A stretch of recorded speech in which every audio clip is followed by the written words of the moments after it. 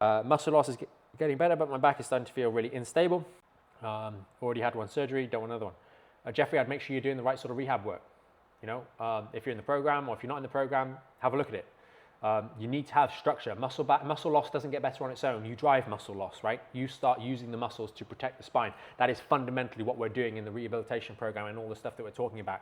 We are leveraging exercises such as the squat, the hip hinge, you know, the dead bug and the marching bridge in their early days to rebuild strength and resilience in the musculature around here. First, we're getting competent at the exercises so we can safely do them. Then we are using a safe form, which will get better still over time, to start to find the right difficulty of those exercises to actually challenge the muscles. Whenever we get people in the phase 1 of the program who've just started and they're doing 10 squats, they don't finish rep number 10 and go, oh God, I couldn't do another 2. No way. They finish 10, and if I stood there and said, good, do another 10 right now, they would do it. Right? So they're not working at the right intensity, but they're learning, and that's perfectly fine. But then you need to graduate to the point where you are using that good technique to actually challenge yourself. That's how you build muscle. You don't build, if it's not hard, you're not doing anything. In so much as it might not be the right time to do things at the right intensity because you're still working on your technique, right?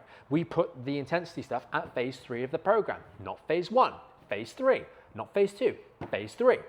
But you do need to get to phase 3 and have a strategy for getting there safely, so that when it comes time, then we build muscle tissue. And so we build muscle tissue to make this area more and more resilient to strain as the discs are healing, as the structures are healing in the lower back. And then later on, as we get to the back end of recovery, we are using the very strain that we are putting through the discs and through the spine on our exercises, particularly the squat and the hip hinge as 2 of the safest, to start to strengthen up the disc itself. And that's what we do. And that's verified by the fact that before you were doing 15 kilos, and now you're doing 35, 40, 50, 70, 80, 100 kilos, whatever, wherever you are on that line, right?